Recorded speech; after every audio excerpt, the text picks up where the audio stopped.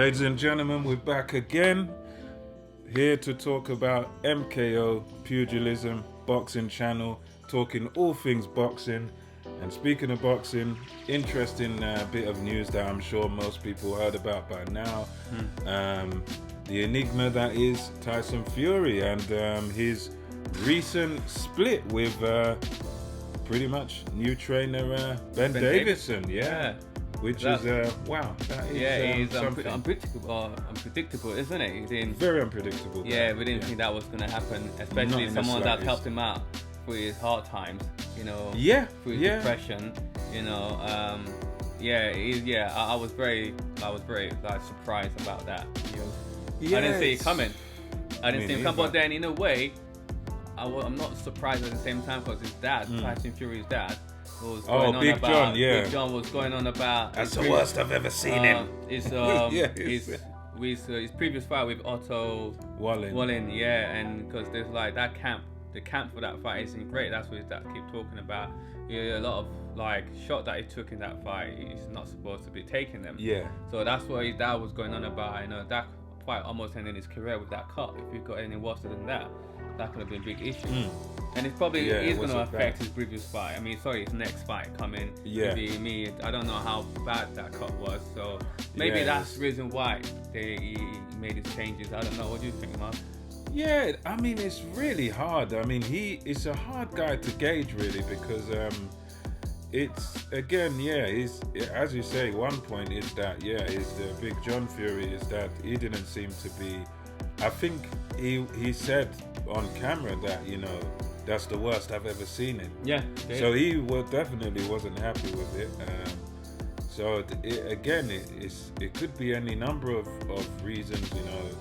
Well, we know Fury, he's a by nature unpredictable guy, by nature a showman by nature. You know, he's kind of a entertainer, an erratic guy. So he contradicts himself a lot. Yeah, he contradicts what he says. He say things one day and then change his mind. You know? Yeah. I never believe what he says, man. So Davison seems to be a sort of calm guy and, you know, laid back guy.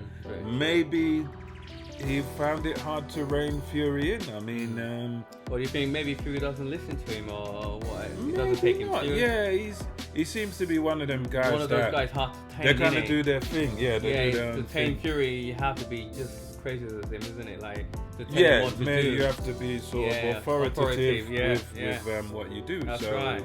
It seems to be a strange move because, as we said in the beginning, this is a guy that, you know, he got him back into shape. I mean, Fury was how much stone? Like 20-something stone or whatever, you know. And, you know, to conventional wisdom, this seems crazy because, I mean, normally in boxing, you see a lot of guys switch trainers. Like we've seen Khan switch trainers. We've seen certain people, but for a good reason, though. Isn't it? Normally, when they lose, you lose, and it's like in football, the same thing. Sometimes lose, blame the manager for it, and don't blame the players. And in boxing, it happens a lot where you get a guy, they'll be doing very well, they'll take a loss, and then they'll switch trainers. But this case is weird because they're undefeated together, and this guy, as you said before, he's got him back into shape and back into mental health. Yeah, his mental health. That's the hardest one. That means, like, it can motivate Fury. Yeah, like it can get into his head. You would think so. Yeah. Not just to tell him what to do in training, but to actually get into his head during the fight and able to motivate him to go out there and get the job done. So if you can get someone out of mental health issues and then bring them back into it, the person that we actually thought that was never going to box again. Yeah, I didn't think those guys coming back. You know, I thought that was it for Fury, but he came back. I mean, that's a big battle in itself. That's victory in itself. So, absolutely, it's an interesting move. I mean, it's strange, but it's come to be typical Fury in a way at the same time. He's unpredictable. He does weird things, and so, you know. But then he's making a good move for a good reason. I mean, fighting Wilder rematch. I mean Wilder is the man right now, knocking people's back out. So I can imagine the reason why he's making these moves. Like maybe Ben Davison is a good trainer, but he can't take him to the next level. You know, yes, he hasn't lost with him, but then having that Wilder fight, he got knocked down twice. Maybe that's what he's trying to avoid, because he was a good boxer. He managed to move around Wilder, boxing, jabbing. He stayed away from if he it has a little bit more power, maybe he could have put Wilder out. You know, because it was like some possible, good shots. I suppose. He hurt Wilder towards the last round, isn't it? When he got put down, he came back. Wilder he pretty much won the last round. Aside from the knockdown. So, and then he's moving to his new trainer. What's his name? It's Sugar Hill Stewart, who is Emmanuel Stewart. There you go. And that I got the privilege to meet him one time, you know. Manny Stewart and Tommy Hearns, and Manny Stewart is like a wizard. You know, he was like a wizard of boxing. Exactly. And, you know, he's passed a lot of that knowledge down to his nephew and guys like Jonathan Banks as well, who after Manny passed and. You know, he took over from him to train like Vladimir Klitschko. Done an excellent job with him, and this guy did really well with heavyweights as well, man. And not only that, you know, this is a guy that when he was alive, he did tip Fury for great things. Manny Stewart. When he met Fury back in the days, like young days, and he was a believer in Fury from before he'd even won anything significant.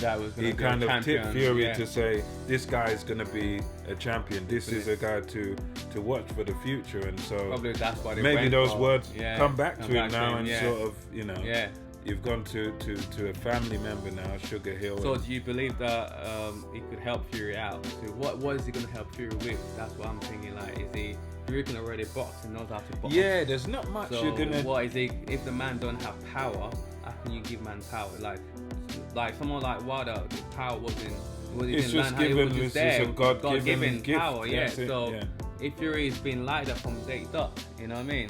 So he has speed, he has good skills, but he just doesn't have the power, you know, to knock a man out with one punch. So, but maybe just a power enough to just keep Wilder's away from him. I don't know. Because he just needs to have Wilder's respect in the you know. I mean, I don't think he needs to necessarily put Wilder away, because that's not really his game. That's not really his game. I mean, just enough power just to Wilder to be okay. You just need to get his respect. That's what you need to do, and enough that you might be able to hurt him. I don't know. He's a big enough man that it seems, you know, he should be able to, but he doesn't really sit down on punches that much, Fury. So you know, he kind of tends to flick, and sometimes he doesn't put much into it. He just scores a point. Always on his feet. That's what it is. You can't have power when you're moving. You have to plant your feet to the ground, and that's what Wilder does. His feet well planted. Oh and he delivers that right. Always then bouncing, moving, doing all that. Punch while he's doing this. It's more of a rabbit punches than anything else. It's a scoring. He needs to, and he doesn't stay in the pocket, so he's always moving. When Wilder's like he's standing in front of you, you know, waiting, timing that shots, and you know, so so I don't blame him. Like, he doesn't want to get knocked out again. I mean, it's because that was those knockdowns. It was a very lucky knockdown as well.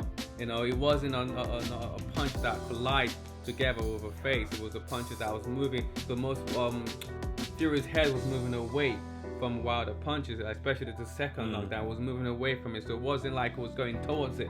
So that's one thing you have to give Fury. So he managed to be able to do that. To still still manage to take the sting off the shot. If it didn't do that, it would have been out. You know, and it still hurt him. It took him a while to get back. Because that's how hard he punches. Exactly, and those punches wasn't colliding, like, you know, with his head. If they were, then it would have been a different story. So I guess that's, as you said, he has to do what he has to do. For his career, because it's a short career. It's one of those sports where, look, you might have another, I don't know, you might have another 8 years, you might have another, if you somehow can do it, another maybe 9-10 years if you're lucky, you know, but so it's a short career. You got to do what works for you. So in a way, sometimes, you know, things you do don't even have to make sense to anybody else. But as long as it works for you, that's what matters. Maybe he needs a different type of voice. Maybe it's to do with, maybe he wants you know, an older, because remember Davison, I think Davison is younger than him. Exactly. Because he's younger, so it might be a case he needs somebody with that authority, maybe. I don't know. I mean, that could be a reason why, you know, he might just need someone with that authority. Maybe because Sugar Hill is obviously based in the States. Fury's son by Arum, who's in the States, and he's been fighting in America his past few fights. So maybe it's just, right, let's just have the whole, you know, let's get an American trainer on. I mean, I don't think Sugar Hill going to teach him anything. I think it's just going to be a tweaking thing, because when you get to those stages of your career, you're not really, I don't think you're really learning something new per se. You might, it's just little tactical changes, tweaks. You know, like you can adjust. Yeah, you can adjust. You're not going to completely change it. Yeah, you know. You're just going to adjust and make the best you've been doing for many years. Yeah, you know, it's a tough one. Well, all the best to Fury with his new trainer.